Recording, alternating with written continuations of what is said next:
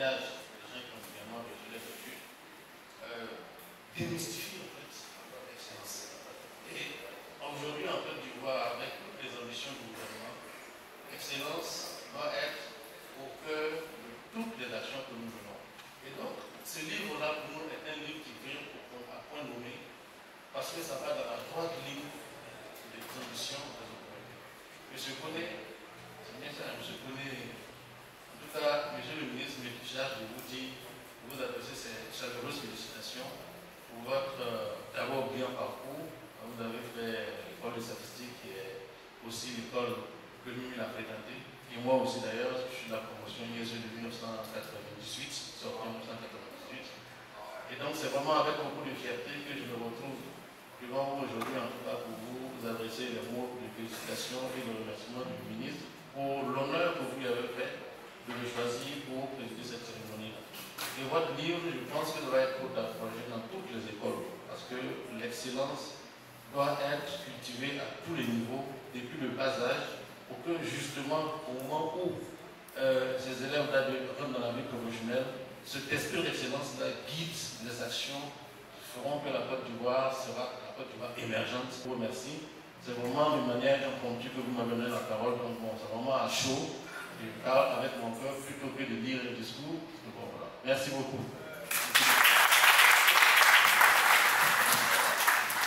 Beau livre, il est enseignant, il est chercheur, il est docteur, il a appris de son long parcours et il compile tous ses conseils, toutes ses astuces dans un magnifique livre, L'excellence n'est pas un mythe. Donc on va vraiment découvrir les coulisses et avoir des anecdotes également, si possible, de son parcours pendant un petit face-à-face. Je vous prie d'accueillir sous un tonnerre d'applaudissements M. Franck Sakoni.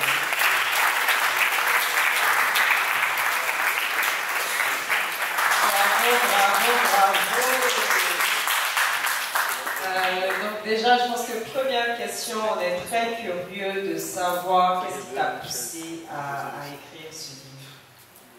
Alors, donc, merci beaucoup pour tout le privilège et ces belles paroles depuis le représentant du ministre. C'est un véritable honneur pour nous de vous avoir, en plus d'être un aîné. Merci beaucoup. Ce livre-là, il est né d'un constat qui vient de très loin. La première chose, c'est comme je disais dans ma vidéo de présentation, c'est que moi je n'ai pas commencé dans les écoles d'excellence, mais il y avait quelque chose en moi, je voulais vraiment aller dans les écoles d'excellence, c'était sûr. C'était comme quelque chose vraiment que je désirais fortement. Donc je vais vous raconter même une anecdote, à tel enseigne que quand j'étais en classe de 3e, je ne savais pas grand chose sur les écoles d'excellence. Donc par hasard, j'ai demandé à quelqu'un quelles sont les écoles d'excellence en Côte d'Ivoire. La personne m'a cité lycée scientifique, lycée Sainte-Marie, Mamie Adjoa. Et en 3e à l'époque, on devait choisir 3 choix. Moi, sans me renseigner davantage, j'ai juste mis lycée scientifique, Mamie Adjoa, Sainte-Marie. Sans savoir que il y avait des écoles qui étaient réservées aux filles. Je suis sûr que lui qui a lu mes choix, il va se dire, ce gars, il a d'autres idées derrière la tête à part. Voilà, donc c'est pour dire que ce désir était là, mais l'environnement n'était pas forcément naturellement prêté à ça, parce qu'on pourrait manquer de modèles, on pourrait manquer même de stratégie, parce qu'on va à l'école, mais qui nous a dit concrètement comment on apprend? On nous donne l'alphabet, et puis on dit voilà, faut lire, tu vas retenir. Personne ne nous a dit qu'on pouvait faire un examen, tu le découvres par toi-même. Donc ce livre vraiment c'est essayer non seulement de mettre toute cette expérience de ce parcours-là, parce que par la grâce de Dieu, quand même, je suis passé de ces écoles pour, après le bac, réussir à rencontrer justement toutes les écoles que j'avais choisies, les gens du scientifique, du classique, les gens de Sainte-Marie, de Mamie Adjoa. Donc, Dieu réservait pour moi une autre occasion pour rencontrer tout le monde en même temps. Donc, ce livre-là vraiment parle de ça. Je me dis que ce que j'ai vécu, peut-être que beaucoup de personnes ont ce même désir, mais ne savent pas que faire. Peut-être que dans mon parcours, il y a eu certainement du travail, mais peut-être aussi des facteurs de chance. Parce que je me rappelle, par exemple, à mon PEPC, j'aurais pu facilement entrer au lycée scientifique, mais à l'examen, j'ai eu 9 en mathématiques. Ce qui était contraire à ce que j'avais eu quand même en classe, où j'avais 16, 17, 19 même de moyenne. Donc, il peut exister peut-être le jour de l'examen, quelque chose ne se passe pas bien, ou bien tu n'as pas compris l'épreuve, et puis tu n'arrives pas à entrer. Mais au moins, l'objectif du livre, c'est vraiment de construire une méthode propre à chacun, parce que je sais qu'on est différents. Les aînés l'ont démontré ici, hein, d'autres peuvent vouloir travailler la nuit, d'autres, bon, voilà, c'est juste la journée, la nuit, il faut qu'ils dorment. Mais le livre va te permettre toi-même de définir tes objectifs. Ensuite, pourquoi pas, te donner les moyens pour atteindre ces objectifs-là. Mais est-ce que tu pourrais rappeler brièvement ton parcours pour qu'on sache de quoi on parle? Oui, donc tout a commencé. Mes premiers pas, je les ai faits à Bouridia, c'est un petit village à Isia, vers Isia. Là-bas que j'ai fait mon école primaire, hein, en toute inconscience, toute insouciance, voilà. C'est bien sûr, on partait à l'école sans forcément avoir l'ambition de forcément prier. Mais le grand déclic est venu quand je devais me séparer de mes parents parce qu'il n'y avait pas de lycée dans le village. Donc il fallait aller dans une ville qui est ici. Bon, là-bas, j'étais très attaché à mes amis, à mes parents. Donc je me suis dit, le truc qui m'a envoyé là-bas doit être très sérieux pour que je sois obligé de me séparer de mes parents. Et donc arrivé à ici également, pour avoir les 2 premières années, c'était pas forcément très brillant. Mais après, voilà, j'ai continué et puis j'ai eu mon BEPC là-bas. Volonté d'aller au scientifique, j'ai pas pu, mais je me suis retrouvé juste à côté d'eux au lycée X1. Donc nous, on était sur le site. Donc ils passaient, on les voyait.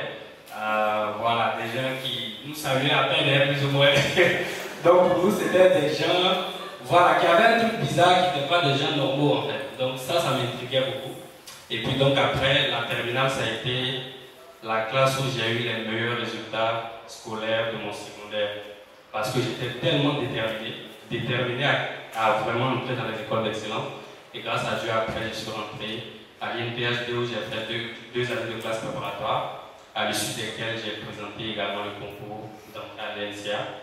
J'ai fini là-bas en 2019. Voilà, j'ai beaucoup de promotionnaires ici. Merci d'être venu pour me soutenir. Mais après ça, moi, je me suis dit qu'il fallait que je pousse encore pour aller jusqu'au là où je pourrais. Donc, aller faire un doctorat qui m'a pris jusqu'à 6 années. Et j'ai soutenu le mois dernier. Félicitations, Nora.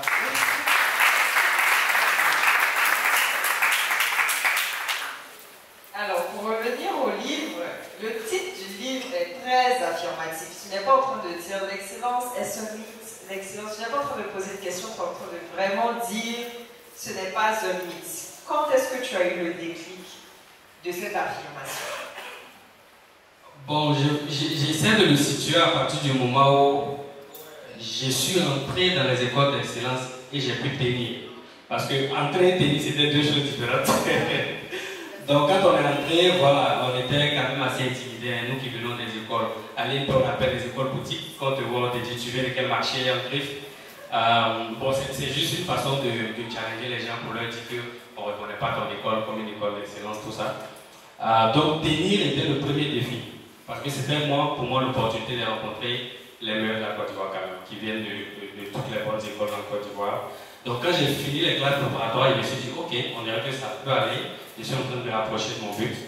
Donc venir à l'NCA aussi, le défi c'était pour moi de rencontrer des gens qui viennent pas seulement de la Côte d'Ivoire, mais cette fois d'Afrique. Parce que c'est des gens qui viennent de toute la sous-région, du Cameroun, de partout. Je me dis, ok, peut-être que Côte d'Ivoire, je peux parler un peu. Allons voir au niveau de l'Afrique pour rencontrer aussi des gens brillants, comme un autre. Est-ce que je peux m'en sortir? Grâce à Dieu aussi, je suis très bien en sorti. À l'Université de Montréal, je partais maintenant à la conquête du monde. Voilà, c'est un peu comme ça que les choses se sont passées. C'est vraiment graduel jusqu'au moment où tu as commencé à écrire le livre. Est-ce que tu peux nous dire quand est-ce que tu as commencé à écrire le livre? J'ai commencé pendant la Covid, avec le confinement. Bon, l'idée était déjà là, mais avec le confinement, parfois la nuit de mes devoirs compliqués au doctorat, je me suis dit, bon, pour passer le temps, je vais commencer à écrire maintenant. Donc, bon, peut-être l'anecdote, hein, c'est que chaque matin, pour commencer ma journée, après ma petite prière, voilà, je me donnais 30 minutes. Parfois, je n'écrivais rien. Parfois, j'écrivais beaucoup aussi. Je pense qu'au bout de 2 ans, j'avais déjà quand même le squelette du livre. Mais je n'étais pas encore satisfait du livre. j'ai lancé une enquête auprès de personnes brillantes, certains sont ici. Après, j'ai approfondi avec d'autres recherches. J'ai fait relire par énormément de personnes. Serge, mon ami, il a lu 3 fois le livre pour que moi-même j'ai la conviction que, puisque lui, l'enseignant, il est au contact des élèves à tout le temps, il m'a aussi convaincu qu'il faut le sortir parce que l'écrit c'est une chose, le sortir c'est autre chose. Je suis quelqu'un de très réservé. Dit que l'excellence est un mythe, c'est peut-être très audacieux de le dire. Donc le sortir n'a pas été évident pour moi. Il m'a fallu du temps d'accepter que ce que j'ai écrit avait de la valeur avant de le faire sortir. Très bien, merci. Une chose que j'ai beaucoup aimé dans le livre, c'est que tu parles de tous les aspects de la vie d'un étudiant. La plupart du temps, quand on parle de la vie académique, on a tendance à se restreindre à la vie scolaire, à l'école, qu'est-ce que tu es censé faire à l'école, mais toi tu inclus vraiment tous les aspects, donc les activités extrascolaires, la vie en parallèle, les relations amoureuses, etc. Pourquoi c'était important pour toi d'inclure tous ces aspects dans le livre? Bon, justement pour que les gens sachent que c'est pas un mythe, justement. Parce qu'on vit toutes ces choses, on vit le stress, on vit les conflits parfois avec les enseignants, on vit les conflits avec les amis, dans les groupes. Voilà, on vit aussi les relations amoureuses. Donc déjà, il faut que quelqu'un qui lit le livre se dise que ce qui est en train d'être dit, c'est mon quotidien d'abord que je vis. Mais comment à partir de ce quotidien, je peux me frayer un chemin pour exceller, pour briller. Donc pour moi, aborder tous les aspects, c'était aussi une façon de dire que c'était pas un mythe. Et puis parce que déjà, tout le monde n'a pas les mêmes bases, tout le monde n'a pas les mêmes conditions de vie. Il y a d'autres qui peuvent profiter d'enseignants qui les accompagnent à la maison, en plus du cours, mais d'autres sont vraiment limités dans les moyens. Donc l'idée pour moi, c'est que chacun, en fonction de tes moyens, tu te définisses tes propres objectifs. Une fois que tu t'es défini tes objectifs, en tout cas le livre va t'aider à challenger ces objectifs, à te poser des questions. Si tes objectifs sont vraiment bons, parce qu'un mauvais objectif c'est déjà un très mauvais départ, et puis ensuite c'est toi-même qui vas trouver les réponses. Voilà, le livre va te donner des exemples, il va t'accompagner de façon concrète, mais il faut que toi-même d'abord tu apprennes à te connaître. On n'a pas la même façon de réagir face aux événements de stress. Il y a l'aîné qui disait qu'en prépa, il n'était jamais stressé. Donc quand on parle des choses compliquées, lui ça ne dit rien, mais peut-être nous autres et d'autres personnes étaient un peu stressés au début, mais il faut pouvoir dépasser ce niveau. Donc il faut apprendre à se connaître et ensuite définir ta stratégie. C'est pourquoi j'ai abordé un peu tous les aspects. Donc, ces conseils sont le fruit de tes expériences. D'autres choses, comment est-ce que tu as pu compiler tout ça? Parce que je me dis que ce n'est pas que toi, il y a eu des études, il y a eu des apports externes. Donc est-ce que tu peux nous en parler? Oui, effectivement, c'est sûr que c'est des choses que moi je vis, hein. Mais ça serait bizarre que ce soit juste mon expérience. D'ailleurs, quand il a rencontré le ministre, c'est l'une des questions qu'il m'a posées. Il m'a dit, mais pourquoi toi, un individu, tu penses que juste ton expérience, ça peut suffire à couvrir la vie des autres aussi? Et justement, je lui ai dit non, c'est pas seulement mon expérience. Déjà, c'est vrai que mon échantillon n'est pas très grand, mais j'ai vraiment échangé avec des gens qui viennent, qui ont étudié un peu partout dans le monde, en Europe, en Amérique du Nord, en Côte d'Ivoire, partout, que j'ai collecté.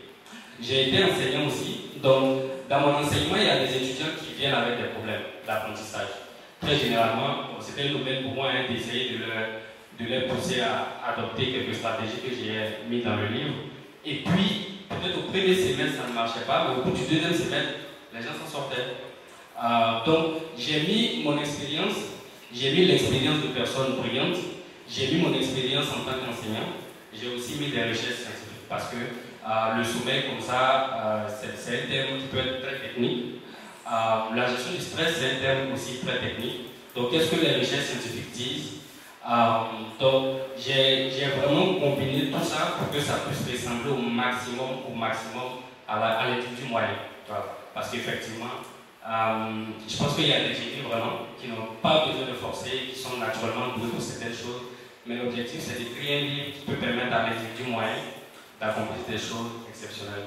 Peut-être pour terminer, je veux dire que pour ceux qui ont déjà lu le livre, vous allez voir qu'à la fin, je tiens beaucoup au retour du lecteur parce que j'ai été diligent dans ma démarche, mais peut-être que j'ai raté des choses. Donc, si vous me faites votre retour aussi, on pourra l'améliorer dans les prochaines éditions. Merci beaucoup.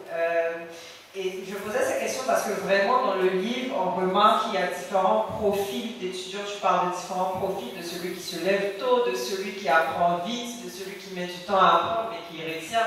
Donc c'est vraiment plutôt complet en fait. Donc merci beaucoup. On sait aussi que l'écriture est un chemin. Souvent on a une idée de départ, mais à la fin c'est pas exactement ce à quoi on s'attendait. On découvre également quand on écrit. Donc toi, dans ce processus d'écriture, qu'est-ce que tu as appris sur l'excellence que tu ne savais pas? Est-ce que c'est le processus seulement d'écriture? Mais en fait, j'ai remarqué que tout le monde est amoureux de l'excellence quasiment. Le seul problème, c'est qu'il y a certains qui n'arrivent pas à atteindre. Et d'autres se découragent en chemin. Tu vois, donc, parce que écrire ce livre, quand j'ai fini par exemple, les amis proches de moi, chacun avait une petite idée d'un livre qu'il a depuis 10 ans, mais qu'il n'arrive pas à accomplir. Donc je lui dis, en fait, voici comment moi j'ai procédé, voici la démarche. Donc par exemple, pour écrire le livre, c'est vraiment beaucoup de discipline, parce qu'il y a 1001 raisons pour ne pas avoir le temps d'écrire.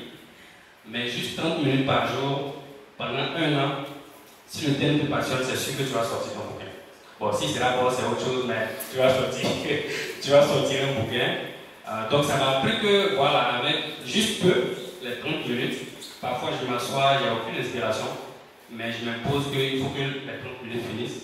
Parfois aussi je veux déborder, mais je me force à ne pas déborder pour respecter le reste de mon programme de la journée. Donc c'est juste que ça m'a appris que les petites choses peuvent permettre d'accomplir quelque chose de grand. J'espère que le livre sera grand.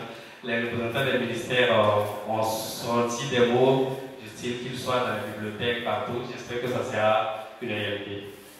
Justement, quel est l'impact que tu aimerais, l'impact idéal que tu aimerais que le livre ait dans la vie des gens et dans la société ivoirienne en général? Oui, donc j'ai discuté avec l'un de mes amis qui est un grand frère pour moi. Lui, à chaque fois que je lui donne une idée, il m'envoie une idée 2 fois plus ambitieuse. Déjà, le premier impact, c'est que le livre soit utile, au-delà d'un titre lourd là, qui peut être audacieux, que après que les gens aient lu, il y ait de véritables témoignages à moyen et long terme. Voilà. Donc, qu'on voit la transformation vraiment dans la vie des gens, de certaines personnes. Je pense que ça sera ça le plus grand accomplissement. Je pense que ça n'a pas de prix, par exemple. Maintenant, comme il disait, on va ouvrir une bouteille de champagne pour dire qu'on a réussi. C'est quand on verra, par exemple, que le programme est recommandé dans les programmes scolaires en Côte d'Ivoire. C'est peut-être très ambitieux, mais c'est là que nous, on va se dire que, en fait, ce qu'on a écrit a été utile. Bon, ça sera une façon d'extérioriser notre ambition, en fait. Ouais. Et quel est ton point de vue aujourd'hui sur l'éducation en Afrique de l'Ouest et comment ce livre-là s'intègre en fait dans cette vision? Bon, je pense qu'en général, l'école ne fait plus trop rêver en Afrique de l'Ouest. On voit même des influenceurs pour qui parfois on a beaucoup de respect, dit que vos cosinus et sinus vous servent dans la vie réelle. Donc c'est déjà une méconnaissance de ce que l'école apporte. Les grands pays développés, il y a toujours un socle d'éducation, de personnes très brillantes qui construisent des choses. Donc, après, l'objectif de ce livre, c'est de montrer des modèles. Donc, comme j'ai dit, le livre est vraiment un projet. Donc, c'est vrai que je pense que ça, c'est juste la première étape. On prépare quand même des émissions avec des collègues où on va faire passer aussi des gens qui ont de brillants parcours pour dire que l'école aussi est un chemin de succès. C'est peut-être pas le seul, mais c'est un chemin, très bon chemin. Particulièrement, mon témoignage, c'est que le fait d'avoir fréquenté les écoles d'excellence, par exemple en Côte d'Ivoire, on a vraiment une bénédiction ici en Côte d'Ivoire, c'est que quand tu es excellent, il y a un chemin pour toi. Ce n'est pas toujours le cas dans beaucoup de pays africains où tu peux être excellent, mais il n'y a pas des écoles d'excellence telles que l'INP, l'INCA, lycée scientifique, lycée classique, où tu peux aller avoir une bourse, être logé et tout ça. Donc tu peux être excellent et tu peux être freiné par ça. Mais en Côte d'Ivoire, si tu es débrouillé en griffe pour rentrer dans ce label, dans ce lot de personnes restreintes là, c'est comme si tu fais un saut. Ça peut prendre du temps, mais si tu es dans une classe sociale basse, tu peux vraiment switcher pour aller dans la classe moyenne. Et le reste des limites, c'est toi-même qui dois te l'imposer. Et je pense que ton parcours le montre très bien. Donc on est allé sur... Pas l'argent, mais ouais. Ça va venir, ça va venir. Donc merci, je pense qu'on a retenu pas mal de choses. Je te laisserai dire un mot de fin pour essayer de te convaincre. Oui, bon, essayez de convaincre. J'espère que les études vous ont déjà convaincu et que vous n'avez plus besoin de mes mots pour être convaincu. Mais autant que vous êtes ici, beaucoup sont pour moi des modèles déjà. J'apprends énormément de vous. Et vous qui êtes venus ici, vous avez en tout cas l'opportunité d'aider à faire passer ce message après. Voilà, de recommander le livre à des personnes qui pourraient en avoir besoin. Et puis, particulièrement pour vous, si vous avez des recommandations, allez faire après lecture des choses que vous pensez ne sont pas tout le temps correctes. On peut en débattre et je vais défendre mes idées, mais voilà, je serais vraiment heureux de les intégrer. L'objectif, c'est que le livre devienne une référence en matière de stratégie d'études en Côte d'Ivoire et partout ailleurs dans le monde. Merci beaucoup, Fansa, de nous montrer que l'excellence, c'est une affaire de décision, de discipline, de nous donner de tes conseils. Donc, très enrichissant livre. En tout cas, félicitations. J'espère que vous êtes tous convaincus que c'est une belle ressource qu'est ce livre. L'excellence n'est pas un mythe. Merci. C'est une petite préoccupation. Je voudrais savoir, moi, étant étudiant, comme vous l'avez dit, je crois, ma conviction, c'est qu'on aspire tous à l'excellence. Mais souvent, les circonstances font qu'on ne persévère pas forcément.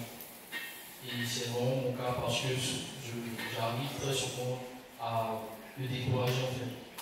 Donc je voulais savoir, en termes de résilience, quels sont les conseils que vous pouvez nous donner? Voilà, c'est vraiment la résilience en fait. Quelles sont les stratégies pour ne pas que lorsque on est confronté à des difficultés, des contraintes, on puisse vraiment aborder? Je pense qu'il faut se fixer un objectif d'abord. La première étape, il faut être sûr de ce que tu veux. Donc c'est tellement important que ça peut te prendre du temps de trouver l'objectif que tu veux te fixer. Prends le temps qu'il te faut, mais fixe-toi un objectif. Une fois que tu as l'objectif, le reste c'est les chemins qui peuvent être parsemés d'embûches. Mais une fois que ton objectif est clair et que ta motivation est grande, justement le livre t'aide à trouver une motivation. Il faut que tu aies une raison qui te pousse à aller plus loin. Pourquoi tu te décourages par exemple? Est-ce que tu penses que ta condition économique est déjà bonne pour toi? Ben, ça peut être suffisant, ça peut être une raison suffisante pour te dire qu'il faut que tu persévères. Tu ne peux pas accepter les conditions dans lesquelles tu vis. Ça peut être que tu veux avoir un impact dans le monde, tu peux contribuer à réduire la pauvreté. Il y a des gens qui n'auront jamais l'opportunité, qui n'ont pas, disons, l'opportunité même de s'acheter une connexion Internet, donc ils ne pourront même pas voir cet événement. D'autres ne pourront pas s'acheter le livre, hein, j'en suis conscient. Peut-être que tu peux te dire, tu peux être excellent, avoir peut-être assez d'argent pour aider ces personnes. Mais je ne sais pas la raison, quelle est celle qui va te motiver davantage, mais je te dirais deux choses que tu dois retenir. Première, fixe-toi un objectif. Deuxième, trouve-toi une motivation. Merci pour l'opportunité que vous nous donnez de nous exprimer. Je suis Angelo Yohan, Crédit Risque Officer. Mes propos sont des propos remplis d'émotions. Là, je parle à chaud comme ça. Parce que pour ça, l'expert, le PhD, le docteur, j'aime l'appeler, tu connais papier. Voilà, parce qu'on me connaît papier. Et je souhaiterais vraiment le féliciter de vivre devant tout et chacun. Parce qu'il contribue énormément à beaucoup. Peut-être qu'il ne le sait pas. Il y a une plateforme où il a lancé ses vidéos. Je ne sais pas si vous suivez la plateforme, il fait des vidéos en ligne. Et moi, cette vidéo, bien avant ça, m'a coaché pour arrêter ça, mais bon, c'était une longue histoire. Voilà. Et cette vidéo-là, par exemple, comme ça, il donne des techniques pour les entretiens. Voilà, ça paraît que c'est des sites qui ne sont pas connus de tous, mais il y a des pépites. Par exemple, on te pose des questions, quelle est ta qualité? Ou du moins, quel est ton défaut? C'est des questions qu'on pose à des entretiens de haut niveau, dans les grandes institutions. Et souvent, on a du mal à répondre. Et moi, je suis une de ces vidéos comme ça qui m'a aidé, c'est-à-dire, lui, il ne sait pas. Mais il a fait une vidéo, il dit quel est ton défaut, et tu réponds tranquillement avec les éléments nécessaires, et tout ça. Et ce genre de personnes, comme il a dit, sur notre pays ici, l'excellence, ou du moins l'école, ne fait plus rêver. Et c'est vraiment dommage de voir des proches des fronts de l'humanité contribuer à l'excellence. Pour moi, c'est vraiment le socle de la constitution de l'humanité. Et c'est à encourager, c'est à féliciter. C'est pour ça que j'ai tenu vraiment à être présent pour lui dire de lui voir que vraiment moi, il m'inspire.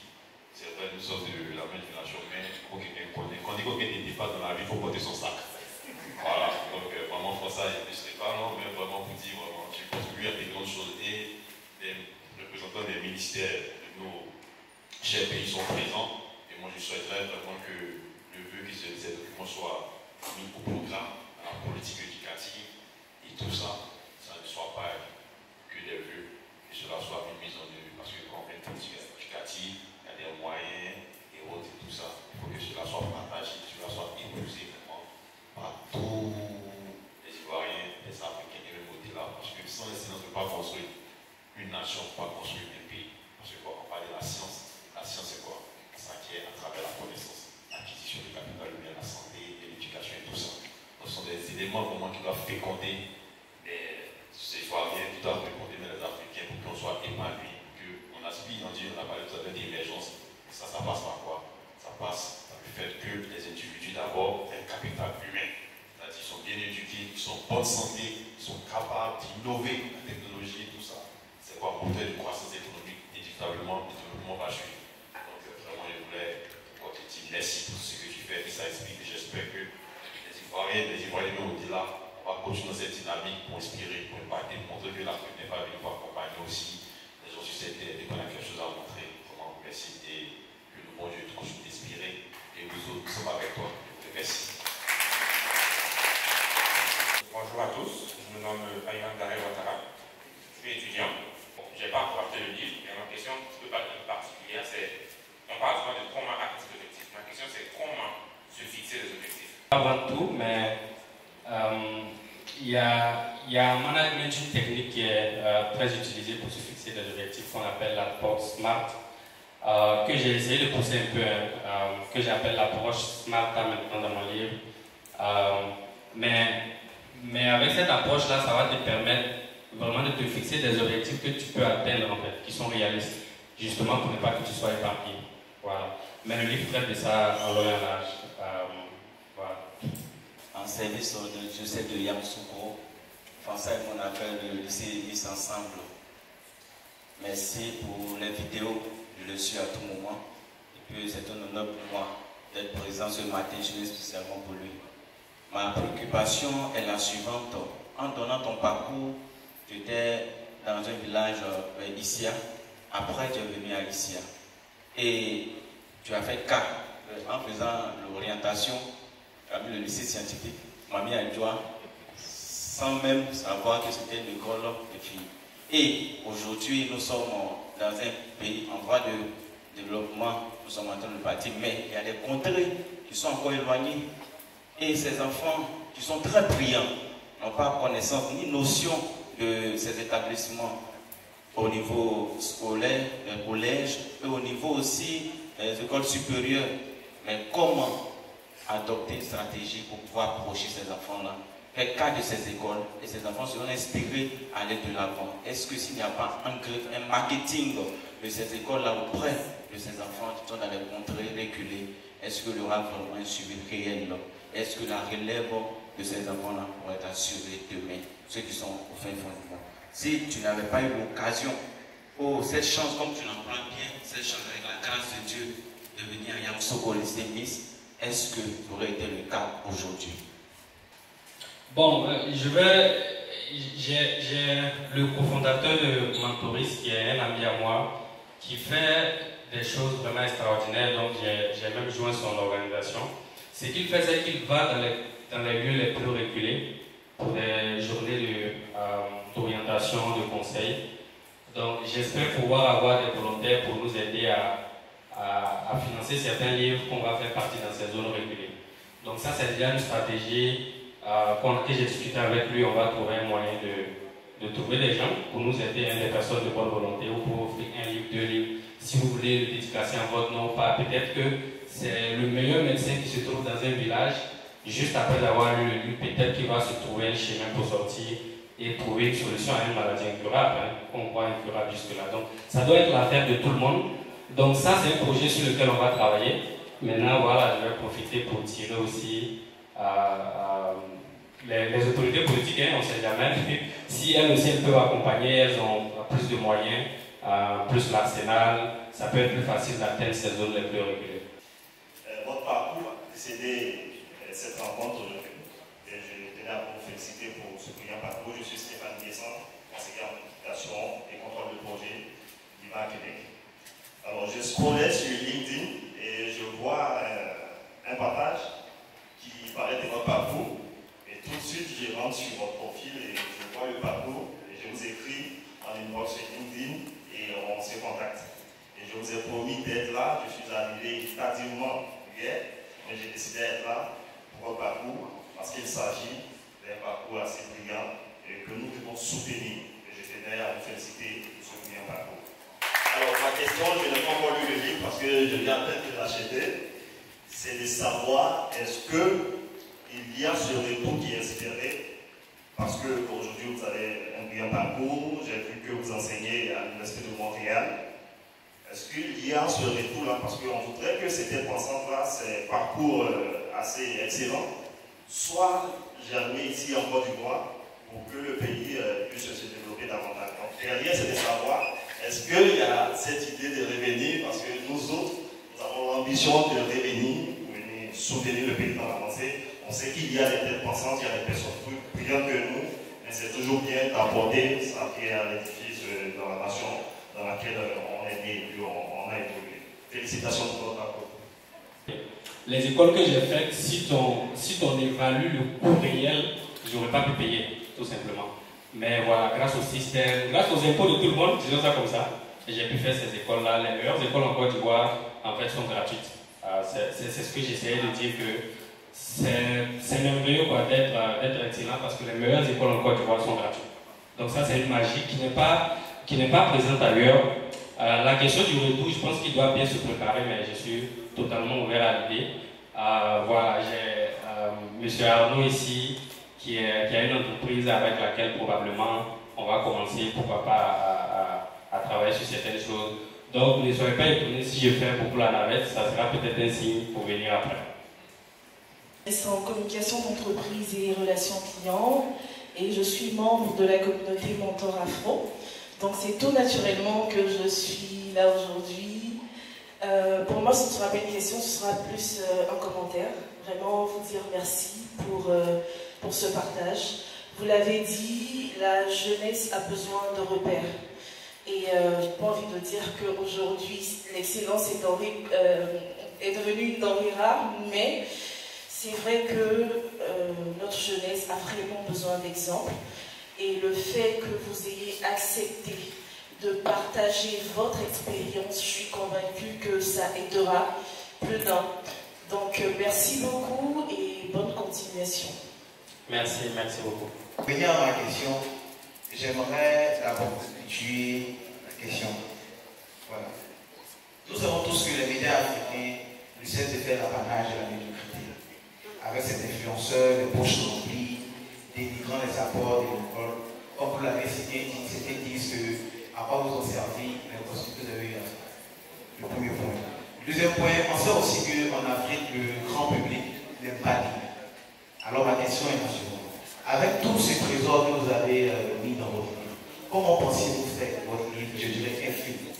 Comment pensez-vous faire ce livre, je dirais, bon, un film qui profitera au grand public, qui donnera à cette jeunesse-là qui est dominée par, qui est beaucoup attirée par les médias, d'avoir aussi accès à ces trésors au lieu de vivre seulement au jour de la médiocrité qui est publiée sur le net. C'est un peu ça ma question. Pas lire, bon. J'ai eu la question d'une aînée qui m'a dit, bon, tu as écouté ton affaire, peut-être que c'est très bon, mais les gens n'aiment pas lire.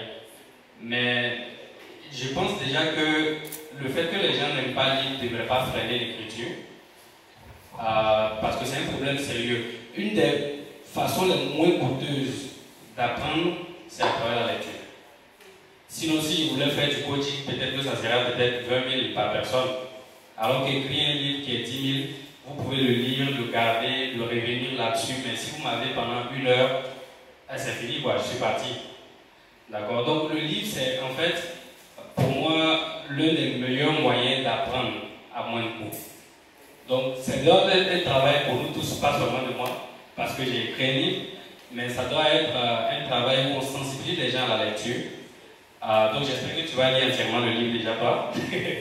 Ensuite, voilà, l'offrir à des gens qui sont autour de toi. Et puis voilà, côté communication, je ferai avec les moyens que j'ai sur ma petite chaîne YouTube qui fait son petit bonhomme de chemin. Et puis voilà, j'ai offert le livre à pas mal de personnes. Je vais continuer aussi pour que les personnes influentes puissent aussi continuer à parler du livre. Et j'espère que juste par curiosité, on peut attraper quelques personnes. Et puis après, la curiosité va les conduire à découvrir peut-être quelque chose de beau. Tout de suite accepté, en fait. Je ne sais pas s'il y avait le choix parce que quand il est passé contre moi, mes nourritures sont salées. Je me suis dit, si je n'acceptais pas et qu'il revenait après la dédicace, qu'il n'était pas content, mais il allait très simple. Donc, je suis ici, le plus sérieusement, je suis venu volontairement. Je pense que je ne connais pas quelqu'un qui est mieux placé que François pour parler de l'excellence. Et il y a un aspect qui n'a pas vraiment été abordé, dont je voudrais parler. Je pense que c'est clair pour tout le monde que l'excellence n'est pas un mythe. Le panel l'a très bien démontré.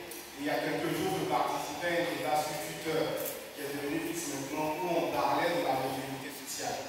Donc, est-ce que c'est possible pour les gens de naître dans des conditions défavorisées et d'aspirer, lorsqu'ils grandissent, à changer de classe sociale et à être des gens relativement éthiques? Et donc, ma position, c'était évidemment que c'était possible.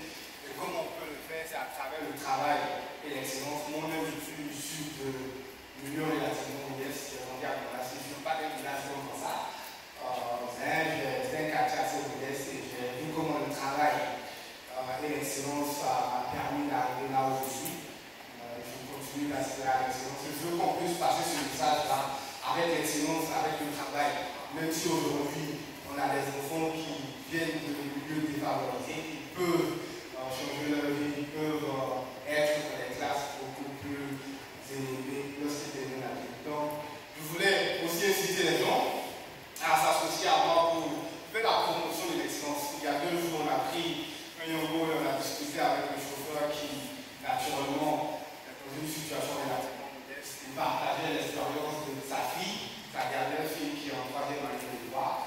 Et on a pensé moi-même été séduit par l'histoire de ce chauffeur et j'ai décidé d'offrir un livre de François à la fille de ce chauffeur. Je pense que ça va aider parce que dans ce livre-là, c'est une liste qui est tombée. Il parle même des relations amoureuses. Donc je pense que si avec ce livre-là, quand j'étais encore étudiant, ça allait vraiment beaucoup aider. Félicitations François et puis bonne chance pour la suite. Professionnel en entreprise. Et pour moi déjà, c'est un grand plaisir d'être là pour déjà saluer connaître François qui est une personne extraordinaire avec qui j'ai eu l'occasion d'étudier, de faire mes arts en classe préparatoire. Et pour moi, il fait partie au top 3 des personnes les plus brillantes que j'ai eu à rencontrer. Et j'en ai vu quand même dans le peu que j'ai eu à qui est jusqu'à présent. Alors aujourd'hui, ma question par rapport au thème de François, par rapport à son livre, qui est l'excellence qui n'est pas un mythe, pour ma petite observation, c'est que les personnes qui sont dites excellentes sont parfois, on ne peut pas dire c'est évident, traitées différemment parce qu'elles savent qu'elles doivent être différentes. Lorsque leurs amis, par exemple, doivent aller vers la fête et autres, elles préfèrent pouvoir s'améliorer, pouvoir développer d'autres compétences. Donc, quelque part, être excellent demande des sacrifices en fait. Alors ma question, c'est véritablement de savoir comment, dans votre esprit de vouloir être excellent, on arrive à pouvoir accepter par exemple les critiques ou alors les principales, on va dire, idées négatives que les gens ont de toi en fait. Parce que c'est très fréquent de voir quelqu'un qui est dit excellent être vu différemment, être vu bizarre en fait. Donc c'est principalement ça ma question. Merci. Je pense qu'en général, l'excellence rime aussi avec l'humilité. Hein? L'humilité de demander, l'humilité d'apprendre auprès des gens. Bon, je sais qu'avec ce gros titre-là, les gens vont beaucoup critiquer mes erreurs, mais j'en ferai. J'ai une mauvaise nouvelle pour vous peut-être. Mais je pense que ce qui est important, c'est toujours cette volonté de faire mieux. Voilà. Après une erreur, tenter de ne pas répéter cette erreur en fait. Donc, être excellent, c'est plus un parcours. Il n'y a pas de fin. Il n'y a pas de fin tant que tu n'as pas arrêté toi-même ou bien tant que ta vie n'est pas finie. Donc, c'est ce que les aînés disaient. Pour eux, ce sont déjà des modèles pour nous, mais ils disent qu'ils n'ont même pas encore atteint la moitié de ce qu'ils veulent faire. Donc, ça prouve qu'à chaque fois, il y a de nouveaux challenges qu'il faut continuer et c'est impossible d'aller plus loin sans l'humilité de demander à des gens en griffe que tu peux considérer comme ne pas être très excellent. Parce que chacun connaît un petit truc que toi tu ne connais pas. Ben, l'excellence, c'est lui qui part chercher tous ces petits trucs-là et finalement il ressort ça. Donc c'est ce que je peux dire. Et puis merci pour l'honneur, lui-même très brillant d'être parmi nous. Merci. Le livre est très bien écrit, je n'ai pas encore lu totalement, mais bon, je vois qu'il est pas mal écrit. Peut-être l'une des choses à préciser pour moi, c'est commencer par pourquoi l'excellence. Pourquoi c'est important l'excellence. L'excellence, c'est ne pas faire des rues tordues, ne pas faire des carreaux qui sont penchés, mais c'est vraiment réexpliquer à nos jeunes frères, à nos frères, pourquoi c'est important l'excellence. Et rappeler que aujourd'hui la Côte d'Ivoire tient parce que ses dirigeants, il y a 60 ans, ont mis l'excellence au devant des choses. Si l'INPHB existe, si le scientifique existe, si Sainte-Marie existe, c'est parce que il y a 60 ans, Oufoué a dit il est important que mes enfants aillent dans des écoles d'excellence. Et il a construit les écoles, il a mis des professeurs, il a mis un cadre qui a permis à nous autres aujourd'hui de partir de Boguédia et d'arriver à Montréal sans être complexés. Et ça, c'est un travail qu'il faut amplifier, qu'il faut perpétuer. Et le père disait, mais il y a des enfants qui ne savent pas que ça existe. Oui, on n'ira pas tous à l'INPHB, on n'ira pas tous à Sainte-Marie. Il faut davantage d'écoles d'excellence dans nos villages, dans nos villes. Il faut qu'il y ait un INPHB à Korogo, un INPHB à Issia, à Boguédia, pour que les enfants de ces endroits-là puissent accéder eux aussi à la connaissance et puissent un jour aller à HEC Montréal, HEC Paris et revenir servir la Côte d'Ivoire. Donc ce message-là, il faut le rappeler, c'est très important. Parce que l'INPHB existait pour 12 millions d'habitants, on est 30 millions aujourd'hui. Est-ce qu'on peut tous accéder à l'INPHB? Peut-être pas. Ou à l'ENCA? Peut-être pas. Donc il faut perpétuer cet effort. Donc il faut l'information, mais il faut aussi que nos autorités, elles sont là aujourd'hui, puissent continuer de cultiver, d'amplifier l'excellence pour que d'autres enfants, de Tabakala, de Korogo, puissent eux aussi accéder à la connaissance. Donc voilà le message que je voulais passer. Et encore une fois, merci pour le travail excellent que tu fais. Pour vos impressions, je pense que nous allons maintenant à la fin de notre événement et c'est bien déjà que le Dr François est là. On va lui donner la parole pour qu'il puisse nous donner son mot de fin et puis ses mots de remerciement avant qu'on donne les autres informations. Donc, dès la publication de mon livre en ligne, j'ai constaté solidarité assis derrière et puis Kourbis Kwasi, la PCO qui m'a donné le discours tout à l'heure, avec un objectif très clair, organiser l'une des plus belles cérémonies de dédicace qui soit. Mais pour cela, il fallait déjà réunir des personnes engagées, prêtes à consacrer un temps vraiment considérable, d'autant plus que notre délai était très limité. Mais malgré des emplois du temps très chargés, le défi était d'autant plus grands que moi-même, je n'étais pas sur place, mais ils ont quand même tout orchestré, quasiment, avant que je ne vienne. Et pourtant, l'équipe s'est construite pièce après pièce, dans un délai record. Certains travaillent déjà, qui sont professionnels, d'autres même sont managers à temps plein. D'autres sont étudiants à temps plein dans un environnement très stressant.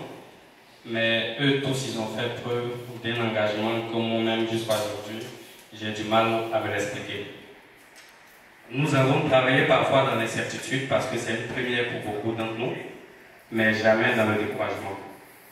Et je veux simplement vous aider, vous demander de m'aider à applaudir chaleureusement pour le comité d'organisation.